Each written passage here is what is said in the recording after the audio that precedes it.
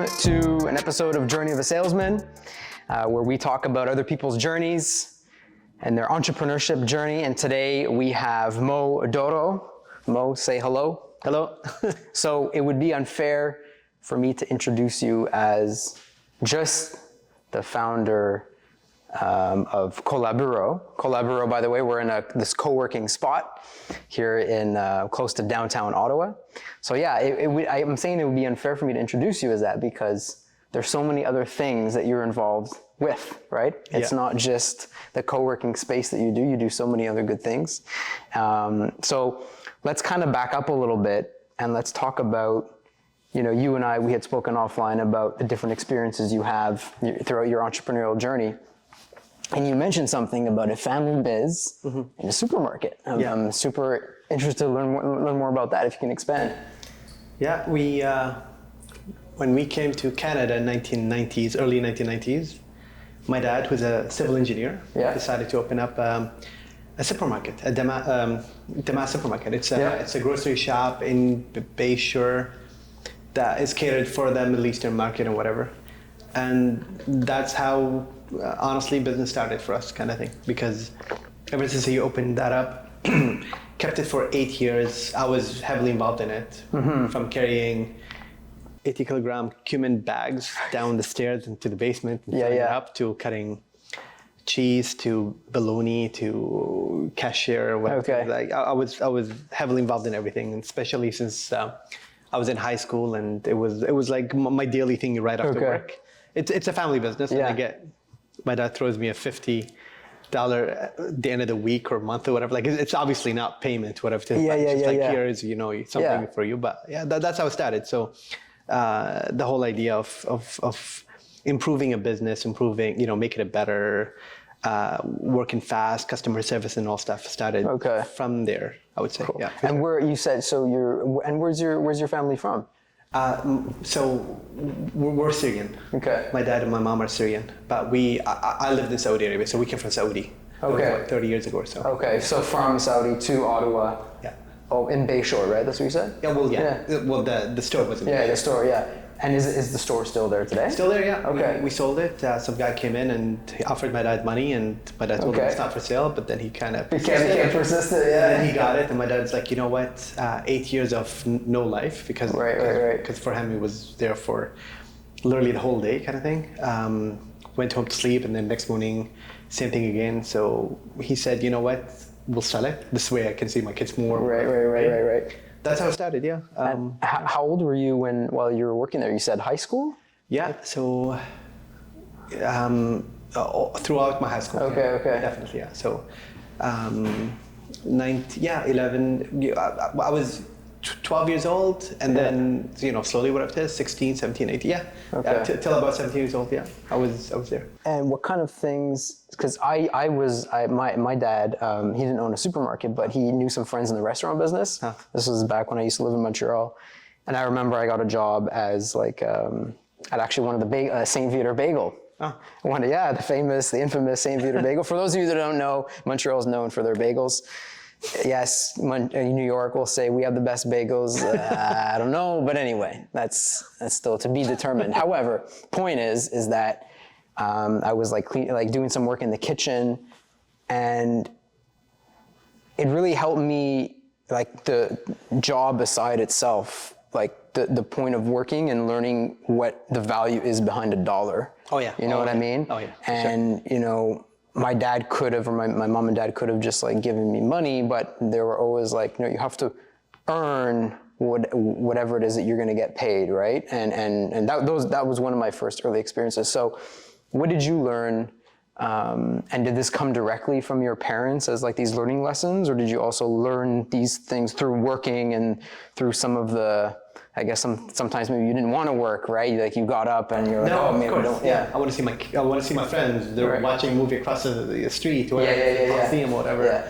But then that, like you said, the value of money. I was a kid. Yeah. I've always gotten, a salary per se, or not a salary. What do they call it?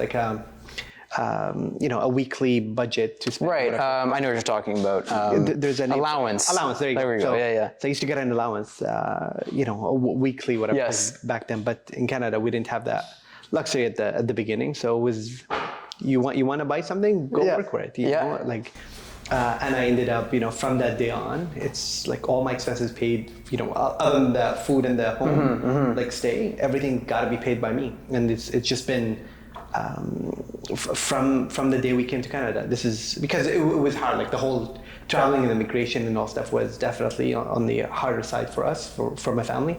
So everybody had to be dependent on each other and working hard at saving on employees' cost or whatever it is for my dad. Right. I'm working, obviously, but I'm like it's funny because now currently when I go to a Timmy's or a Tim Horton or whatever it is and I see, let's say, 8-9 employees working there. Yeah.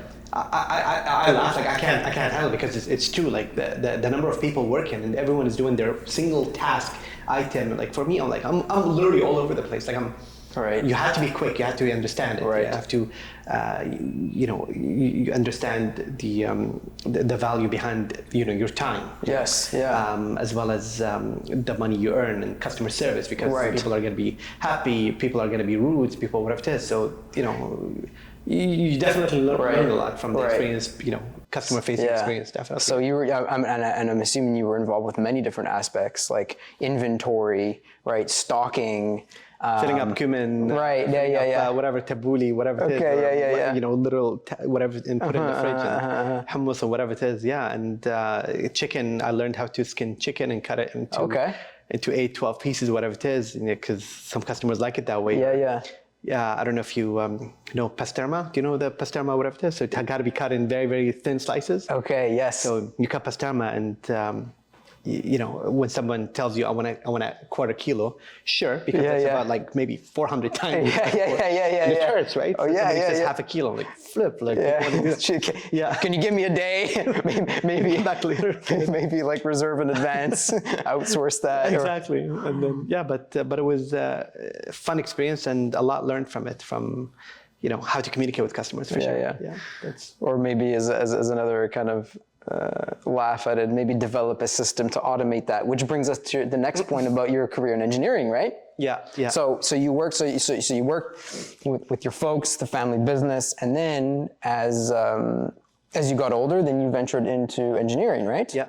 And was this something that did you like learn on your own? Did you go to like college, university, trade school, or like how did you get that apprentice? So I was always interested in computers and whatnot. I did computer system engineering at Carleton U.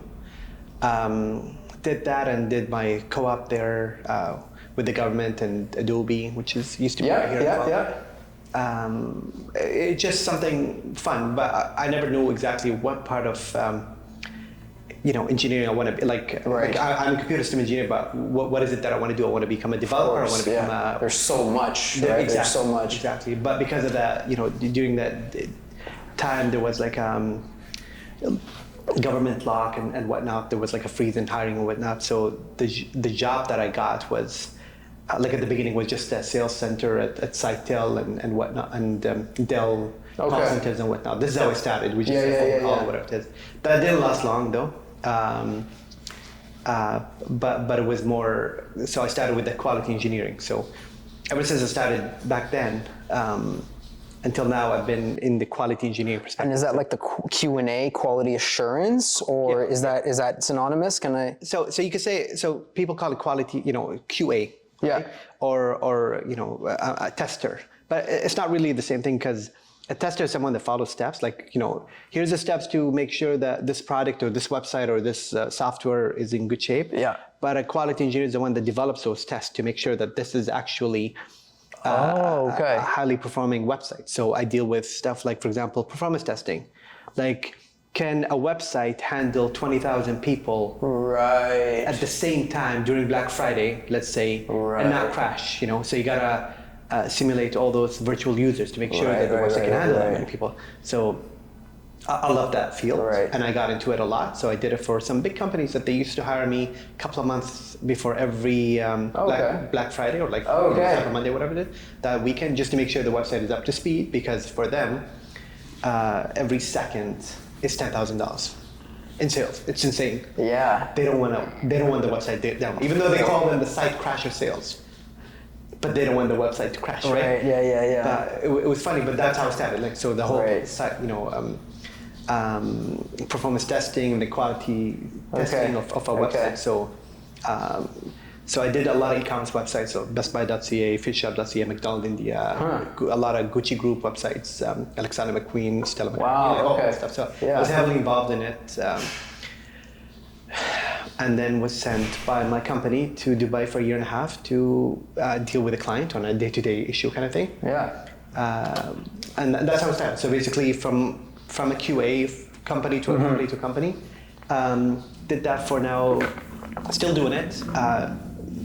2 decades now of quality engineering. So I would say I'm pretty good at it. So. Right. Yeah. But that's the thing. So I work obviously a lot with project manager, business analyst, and developers to make sure that the website is up to speed. I'm the gatekeeper before a website is launched to publish to the site or any feature, whatever it is. It's got to go through me. You're the official green light. Good. Yeah, Okay, interesting. And I like that. You could say power because people respect you for being that heavy in quality that nothing passes you. And if something passes you, it's not usually whatever. Obviously, everyone makes mistakes, but it's the quality is any website, anything. Yeah. If it sucks, if there's something wrong with it, you're gonna lose clients. And I'm sure you've built maybe a framework or some sort to go through the Mo's checklist. Of course, yeah. Mentally and on paper, and things that you gotta kind of cover. So actually, on that note, what are some mistakes do you think some website e-commerce, let's say, and they have a website, what do you think some mistakes, what are some mistakes that you've noticed repeated in the space that you've obviously solved? What are some that come to mind? The most embarrassing mistakes that I've seen is any e-commerce website. If the user cannot continue the checkout process. Oh my goodness. Right? This is the worst of the worst. This is, if they cannot continue through the check-in process because they cannot enter a credit card information or they're on a mobile and the checkout process, let's say not mobile, responsive, not mobile friendly, whatever. You're not that's just, that kills it. This is the, if there's any money, anything that has to do with money that is not going through, this is definitely the worst. So I've seen a couple of those on a smaller websites, but specifically on specific devices like mobile or whatever. The most common mistakes is usually website is not responsive enough, even though Google nowadays this is how they rank websites based on their mobile version of the website, definitely, not their desktop, because a lot more people are using mobile nowadays. So if the website's not mobile, if it's not, it looks great, but QA, I'm gonna make sure the website is fully responsive and whatnot. So definitely. That actually makes me think. I think it was a kitchen supply. Yes, it was a knife. I had to get a kitchen knife. And I went to one website. I'm there. I'm ready to check out, and then it's just not easy. No user experience. I'm big on user experience. I don't know all the technicalities you do, but I admire user experiences like Uber Eats. Yeah. I remember the first time I used Uber Eats, I'm not calling a restaurant now. Ever. I'm just boom, boom, boom, done. Shopify has a really awesome checkout user experience. Oh yeah. Very fluid. And I know some sites that on the back end they use Shopify, even the two-factor authentication, very clean. Yeah. But going back to my example of having that disruption in the user experience, especially at the checkout phase, because it's they're willing, they want to get it. They're like, here, take my money. Exactly. Yeah. Right? And I remember the site, I couldn't figure it out, so I literally just went to another site, and then it was $20 more, but I didn't care. I'm I want this. Yeah. And they lost you as a client. Yeah. You'll never be a repeat client because you don't want to try that. No, exactly. You're I don't want to go down that path. Exactly, yeah. Yeah. Oh, I completely agree with you. These things are heavy, and even any websites industry standard is any website that takes longer than 2 seconds to load, they're losing Right. a big percentage of, Yeah. of the the people online. So yeah, things are very important with this day and age kind of thing. 1,000%, man, 1,000%. So eventually you founded iMedia Solutions, right? Which is the website company. Yeah. Was that before you started this Collaboro? Definitely, yeah. Okay. Yeah, it's a 20-year-old company now. Okay, so that was like, and was it while you were working for other organizations in your engineering gig? Did you started to build that then? Or I've had it since back then. Okay. Yeah. And why websites? Like, why did you was it part of your QA? Was it part of like just you have this innate skill or passion for like getting frustrated at websites that don't work, and you're like, I want this website to work, or what's that? So definitely, like, the way it started is basically I graduated. At that point, I was looking for a job. Talked to a friend of mine who had founded a community newspaper at that point. I talked to him and he said, hey, come do sales for me. That's how it started, right? For advertisement on the newspaper or whatever it is, and I used to go around or whatever. But then he left it after like less than a year, and then I took over. And from that point on, that became my company. So that's how iMedia started as a company, right? Okay. But then ever since it started, it's been like my like my little baby. Like I've been nurturing it since then. From to become bigger and whatnot. And website was a big thing because I from coming from an engineering perspective in IT and whatnot, a lot of people assume, hey, you're an engineer, can you build me a website? A small little thing. And I'm like, you always entertain the ideas of, a smaller website. So $500 website, $1,000 website kind of thing. That was fun. This is how it started. And it grew into building my very own website for the community newspaper. And that became much, much bigger to a point where now it became like my product for iMedia Solutions. But then I'm building all these other websites for clients and whatnot, and this is generates money and whatnot. So. And the community newspaper you're referring to is Muslim Link? Muslim Link, yeah. Okay, which we're gonna get into. Yeah. You see, Mo, you do so many things. It's hard to keep track. This is awesome though. And you're running today. You've got Muslim Link. You've got iMedia Solutions. You've got Collaboro. Mm-hmm. Is there anything else that or those are there? Well, I got my full-time job, but. It is everywhere. So technically I'm doing 4 things. Wow. Okay. At one point. So my full-time job is also like I'm a quality engineer, senior quality engineer for a company in the US, and they have like an e-learning software that I'm working on for a while, and they're very, very flexible hours, whatever it is. So I get to do it whenever I want to. That's cool. And usually it's early mornings or late nights, whatever it is. So I get my work done. And you have that main role as like that green check of before it's published. Exactly, yeah, I'm the person that I'm on a team with 6 developers, and I'm supposed to take care of all of them to make sure the work is good and we're good to go for life kind of thing. What's interesting, and because there's some things that I watch. Streaming, right? Mm-hmm. Streaming is. Video streaming from Twitch to others.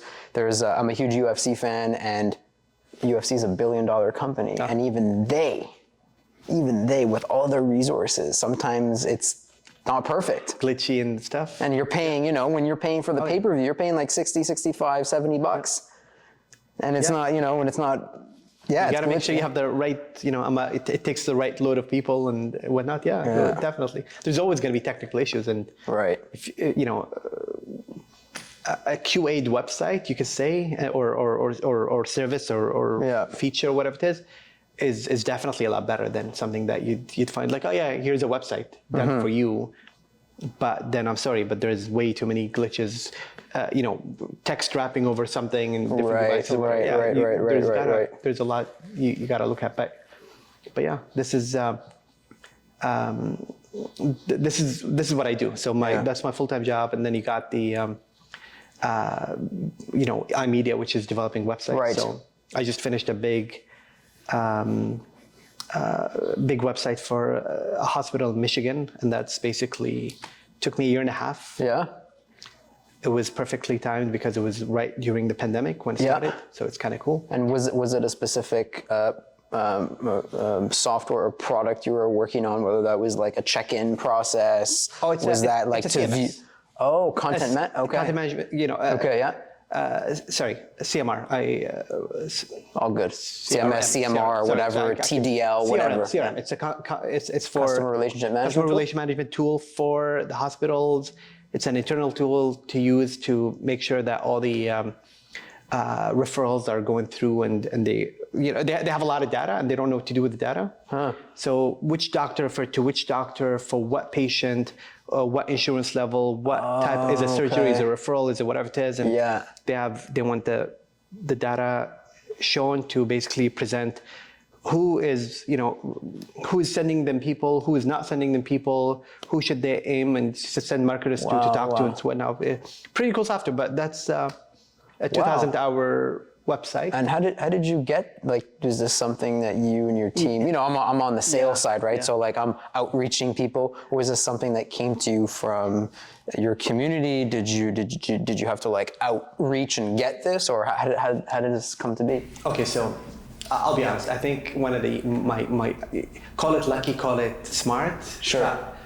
I think it's always been like these websites that you do, the small little websites that you don't say no to because there could be an opportunity there. Sure. And that person grows into something. It's like, hey, I know somebody that really is good at that stuff, and then gets me in it, and then it becomes a much better. So I did a website for him a long time ago. He loved it. He's happy, a happy client. That little $500 website. I'm not saying this is the example, but right. Yeah. That website is what became got me that that person that became part of this huge organization, referred me. They didn't know anyone. They got me in, and they're like, "Whoa, who's this guy?" And I'm like, "I'm happy." And that's literally. I think every website that I've done that are big enough came from something small that I've done to somebody there that referred me and told the company, "I know somebody who's good at that stuff." Yeah. So it's a win-win situation. So I never dismiss the small little opportunities because you never know what they may have, especially the people Right. Especially when like you're first starting off, like that's how you start, right? And then you realize the value of your services, and then inevitably, that grows. Yeah. Because then we realize how like 500 or $1,000 is actually like nothing in the business world, right? Exactly. Then we start to put things into context. We grow older. We realize we get more wisdom. We get more experience. And I'm like, okay. Yeah, exactly. That's cool. So then, when did Collaburo? When did that spawn up? Okay, so small little history about Collaburo. Yeah. So with all my work that I'm mentioned, majority of it is remote, right? So usually I spend my time in coffee shops. Yes. I'm the kind of guy. I'm the one person that sits in a coffee shop for 8, 9, 10 hours. Yeah, you're a digital nomad. Yeah. Exactly. Yeah. And people and I gotta show them that hey, please allow me to stay here because I'm gonna keep buying coffee every couple of hours or whatever it is. Right. To you just so you're not upset. Like who's this guy? They're just sitting there taking over the table. So I gotta keep purchasing. So I'm that guy that keeps having to buy a couple of coffees. Get called, majority of them just kind of spill them because I'm busy working on something. And that's how it started. So basically, for the longest time, I've had a dream that I'm gonna own a coffee shop. The idea was a coffee shop that I would work from. Very own private coffee shops. Yeah. But that kind of lasted. The idea obviously transferred because I'm a big believer that you got to be in a business where you can actually manage everything, every single role in that business. So if I'm a coffee shop and I got to be a barista, if the guy is not there, I can't do that, right? I have no training. I got to learn it, whatever it is. Yeah. Or I'm in a business, let's say, where I have to do, a restaurant, and I don't know how to cook. That's an issue. Like I need to be able to do every single role in the. Understood. Or have some kind of history of getting your hands and feet dirty in that domain. Oh yeah, of course. To know what it's like, right? Exactly. Yeah. So the idea of a co-working space, which I've visited multiple times. In Dubai, I mentioned Dubai. I used to work in a in a co-working space on weekends there, and here in Ottawa, a couple of co-working spaces I've tried before. That I decided, I'm like, you know what, when we found that building and a friend of mine was telling me about it, it was just the idea of it. Hey, this is kind of cool. Yeah. And then that dream of mine to have a coffee shop came in here. And like, yeah, let's have a coffee shop at this building. And then it became into the idea transferred more into something that I can actually manage and co-work business. Right. And at that time, the industry was kind of like, in Ottawa specifically, it was growing. Yes. And the WeWork idea, whatever. And yeah, so It's so interesting you say this because when I used to work at a bridgehead. There you go. Close to my place. And I remember I saw the owner come in and I had this, because I was looking around, it wasn't just me working. Yeah. Like I see most people open with their laptops. So I'm like, hey, coffee shops have an opportunity to actually pivot and offer whatever. Like, listen, if you're going into a coffee shop, right? I probably spend, I don't know, at least $100 a month on coffee at a coffee shop. Of course. Yeah. So if you can just maybe offer a little more, coffee included, and you have the space, you have good Wi-Fi. Yeah. I thought that was a space. Now I remember like just in talking, I remember I saw the owner walk in. I mean, they're doing okay. They sold the second cup, so whatever. Clearly they did all right, but I maybe that's a missed opportunity for some coffee shops. You know what I mean? Because that's like we're seeing right now, especially like for those that it's not convenient to go travel an hour or two. Sometimes it's like an hour and a half each way for some employees, right? Oh yeah. That's 3 hours a day. Yeah.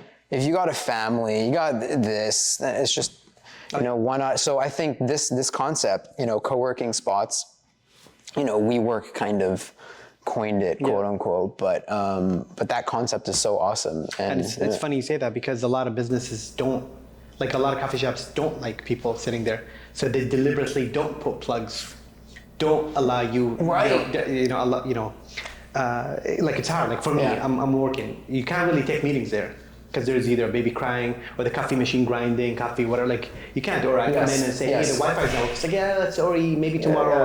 Like, I need it now. Like, Or there's the website's going down every 1 second. Exactly. Right. Huge table with nobody's on it, but there's not a single plug in sight, kind of thing. So, anyways, that's the whole idea. So we came in here. The first thing I'm like, okay, what are my pain points?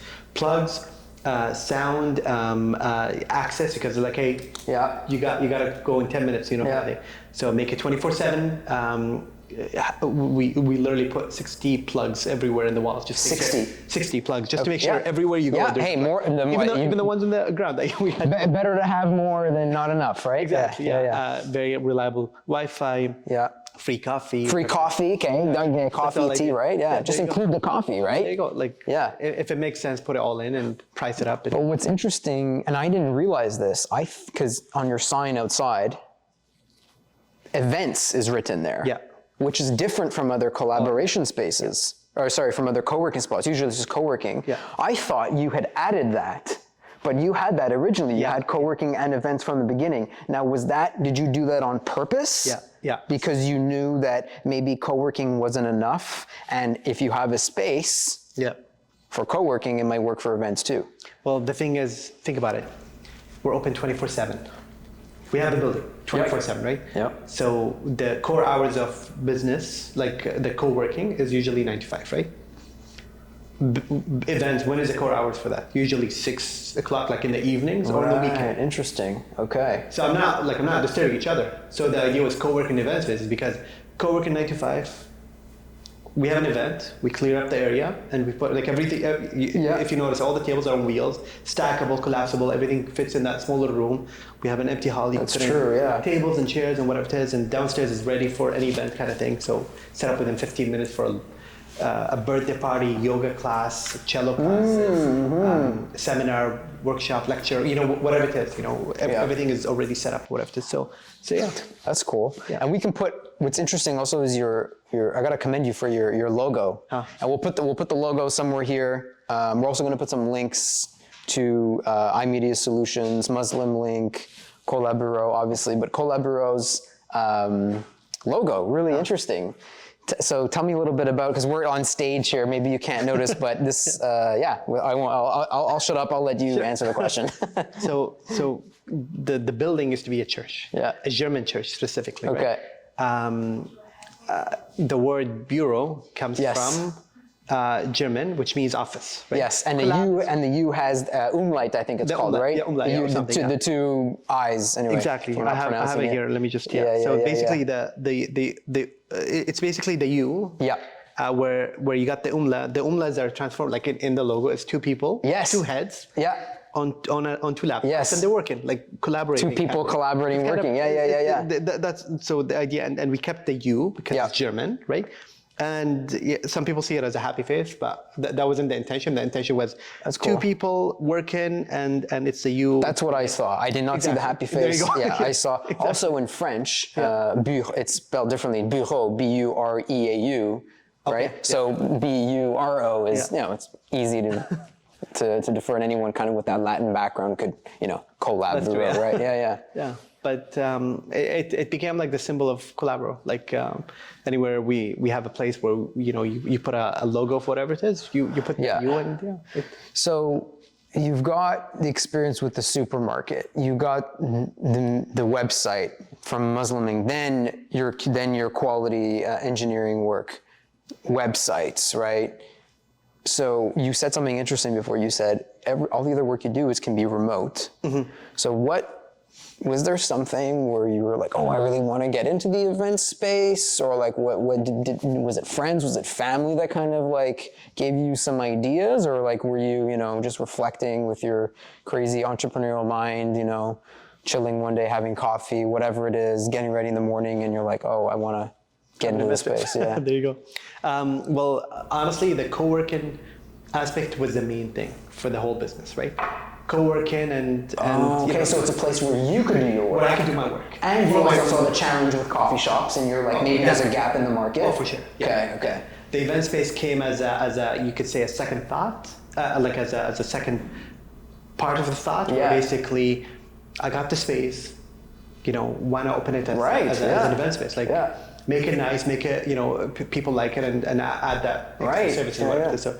Did I have in my mind to open up an actual event space? Not really, but honestly, I'm glad I did, because I realized how hungry Ottawa is for event spaces. There's not that many. If you think about it, there's not that many. There you go. So when you have a nice space, and people are usually all interested in trying new spaces, like, oh, there's this new spot, and the location is good, and events are usually after 5 and 6 and weekends, which the streets are all free.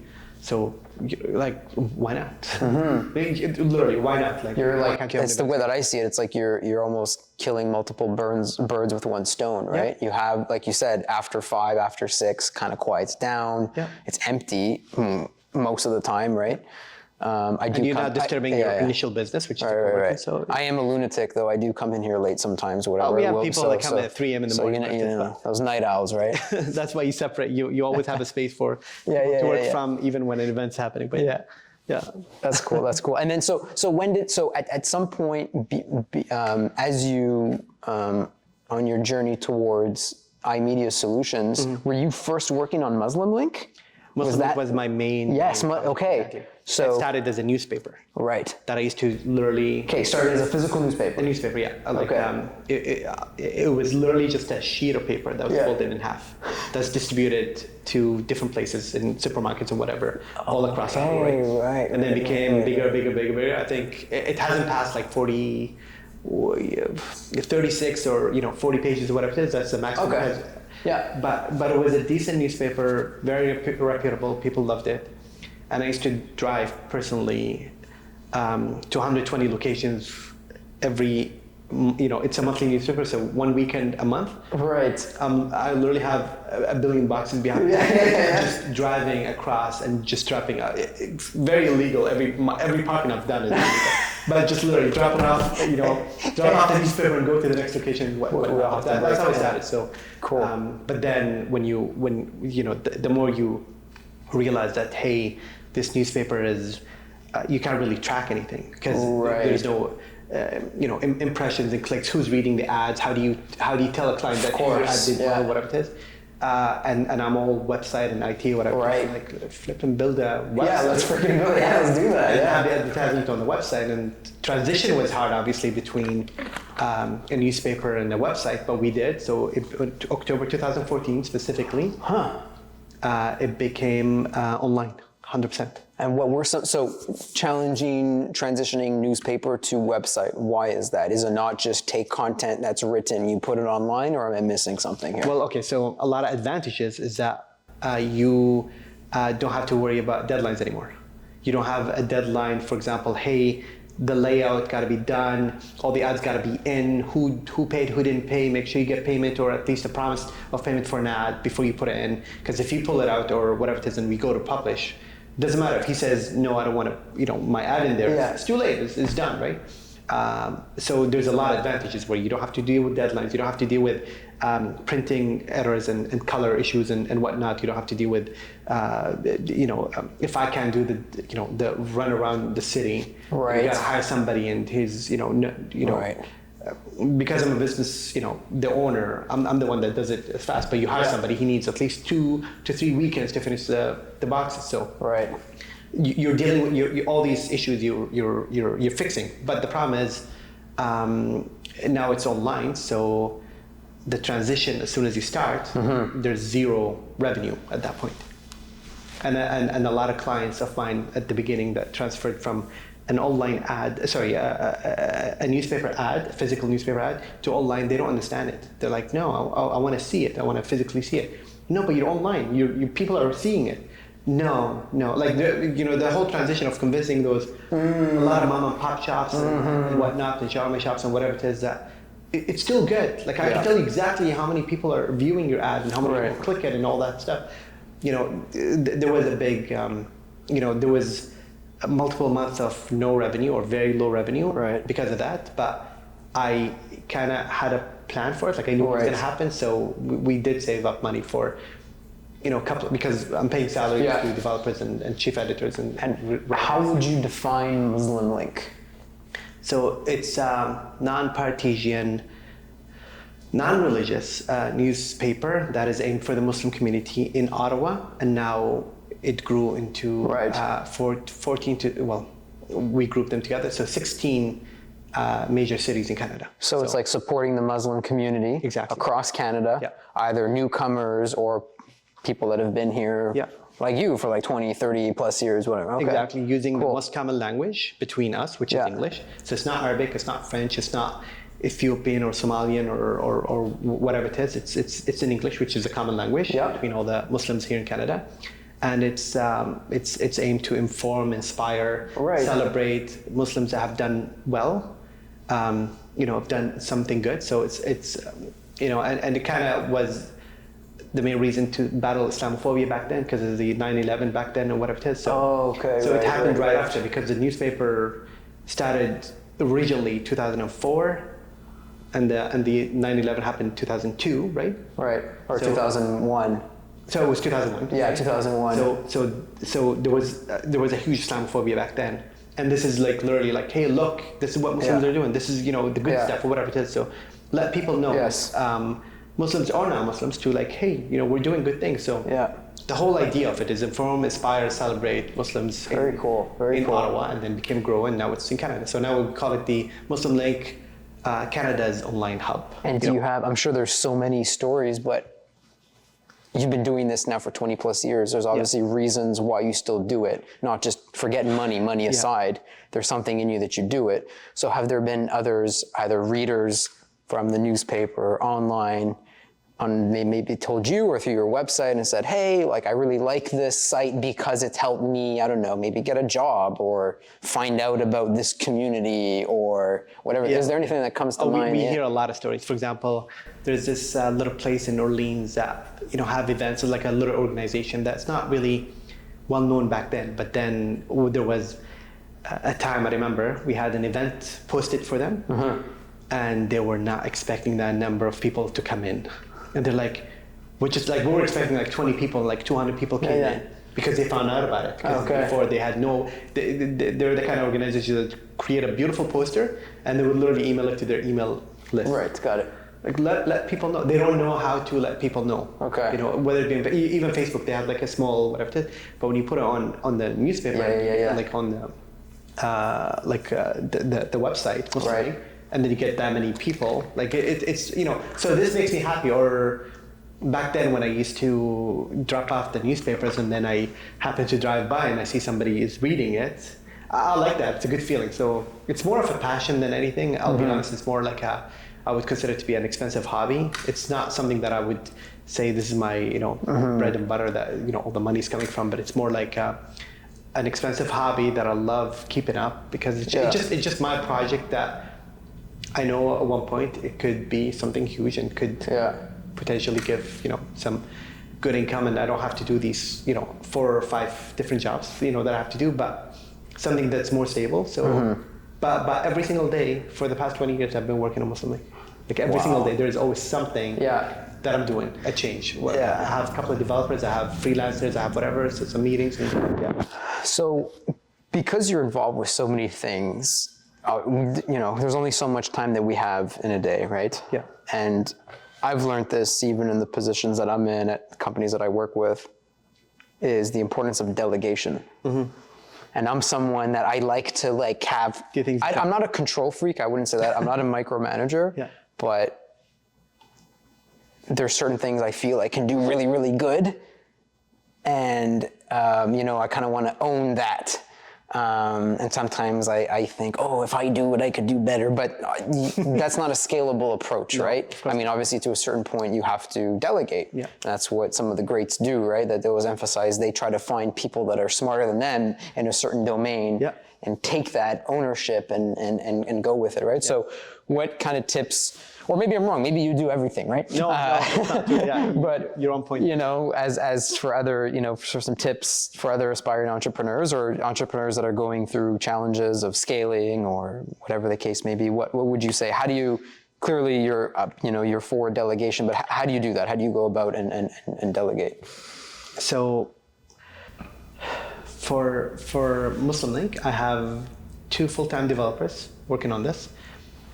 Without them, I wouldn't have this newspaper at all. We wouldn't have grown to that level. Right. See, at the beginning, so here, before I traveled to Dubai, I was one of those that used to do everything by himself. Literally, every small little delegation, but it's usually me that's doing majority of the work and they're delegating some stuff. But because I left, and I realized I'm like, flip, man, I need to be able to still handle the business, and it was almost impossible because I'm so far away, especially delivering newspaper or whatever it is. My friend came in and he said, I have somebody that you may be interested in hiring to oversee the work, right? Right. For Muslim Link. And I like the idea. I hired her, and ever since I hired her, she's still working with us, and now she's the chief editor, and she is literally the person responsible for all the content. I don't deal with content at all, and I love it because I'm fully trusting her that she is the content person. All the events all over the city are all posted up, different direct listing, news articles, press releases, whatever it is that she finds interesting, interviews, podcasts, whatever, it's all her. I'm doing more like the website. So we divided the task, and I'm more like the website and sales and whatever. Even sales was completely dedicated by someone else before we killed that all outbound and became just inbound because it's just easier. But even collaborate and anything. So I have a great team. I have a event coordinator that is basically taking over all the events and taking care of things that I don't need to be here. I can last weekend I was in Montreal. Didn't have to deal with anything. The fact that I'm trusting it is for me is very valuable. I don't have to deal with it. It was done well. Client is happy. Right. We're good. And is that Hazel? Is that Hazel by any chance? That's Hazel. Shout out to Hazel. Shout out to Hazel. But the idea of me not being worried is gold. But I wasn't that person. But until now, you can see me being very creative. Hey, don't change that email. Change words, whatever it is. My wife tells me, let it go. Let it go. It'll be done. Don't worry about it. Don't worry about these little things. I can't help it, but it does. But delegation is huge for sure. Yeah, I think and I've heard this from other business owners that one of the biggest challenges is for them to find people that are dedicated and care about the business and want to help the business grow, right? Whether that's subscribers, membership, money, votes, whatever the case is, right? Finding dedication to an organization, right? That's a big challenge for business owners, right? Oh yeah, I completely agree. When you find that person that care, doesn't matter what their skill set is. If they care, they'll get there. It's the caring part of it. So completely agree with that. Yeah, if you find somebody that really is interested in your business or organization or whatever it is, and really believe in what you're doing or whatever it is, that's cool. So I'm gonna before we go, and perhaps we're gonna do a part 2 or part 3 of this because I love this. What are some suggestions you have for those that want to start a business? Clearly, you have success with multiple businesses. And you don't have to go too much in depth here, right? I mean, I don't expect you to answer everything in a couple minutes, but like, what are some general tips that you have for people? Would it be, I've noticed a trend with you or kind of a trend where you're able to identify gaps in the market. You seem to be, there's this like service orientated, having experience in doing what you're going to hire others do, learning to let go, delegate. I'm picking up some things, but yeah, what are some things, there's some people that are watching and they're like, oh, I want to start, I want to have this business, but like starting a business, like what do I even begin? What do I do? Like, yeah. So one thing I would, comes right to my mind is if you're a business owner, you want to be the boss, whatever. Don't think about yourself as a big boss, as a CEO, as whatever it is, because you gotta, you have to be okay with doing janitorial services. You have to be the one that is driving around the city and dropping, you gotta be able and confident and proud to do the little tasks that, sure, you delegate them at one point, but you're starting a business from scratch and you're still at the very, very beginning. You're doing everything. You're wearing multiple hats. Don't be, I'm the owner of blah, blah, blah. Right. You gotta be able to be confident and happy to do the little things because you won't grow. So big thing to anybody starting a business is you gotta be okay doing the little things for sure. Interesting. Would you also say like picking a niche? And one of my mentors told me, when you're everywhere, you're nowhere. Right? When you're what? When you're everywhere, you're no. When you're trying to do, let's say even Salesforce, right, as big as they are, if they tried to sell to every single niche and every single vector and every single size, there's no, it's even for large companies, right? Yeah. So would you say there's also an importance on focus, for instance, co-working events, that's a niche, that's a space, it's clearly defined. I know when I look at your sign, I know exactly what you do. I may not know everything, but I know what the business is. I don't have to be like, oh, what do you do? So who you serve? You know what I'm saying? Yeah. So I agree. You find a niche and you go with it. So Muslim Link, the niche is the Muslim community. Right. We're it's 1 million people in Canada. I'm not aiming at literally everybody. Right. Just 1 million. And sometimes it helps because if you're a master in one niche and you're trusted in a niche, I completely gave up my outbound team, sales team. Because there's enough demand that comes to us because they want to target a specific people. I am the only choice they got. According to Stats Canada, was when I had the newspaper, was the largest Muslim newspaper in Canada, right? At that point, right? So there's no other way for people to target that market except through me, and obviously social media, whatever it is. But if you want to go outside social media, we're your only choice. Wow. So it helps when you're a master in that niche. Yeah, you got to grow and it's going to take a hard or whatever it is. But once you're there, everyone's going to reach out to you. Yeah, you develop a trust. We got the election coming up. You got the the Liberal, the NTP. Everyone wants to reach out the Muslim community. Right. I'm their only choice. So I have ads now all over the whatever it is for Liberal and whatnot, and different. We're non-partisan, just so. But you gotta be okay with that kind of stuff. But so cool. It helps. Yeah. Very cool. Hey, thanks I appreciate you sitting down and doing this. No worries. Really appreciate it. And so this was you're the first. By the way, Mo was the first guest live appearance. Right. I've got videos of me talking, and I'm gonna get others, but you're the first. So thank you for doing this. Pleasure to be. And this was Mo from Collaburo. And we'll catch you all on the next one.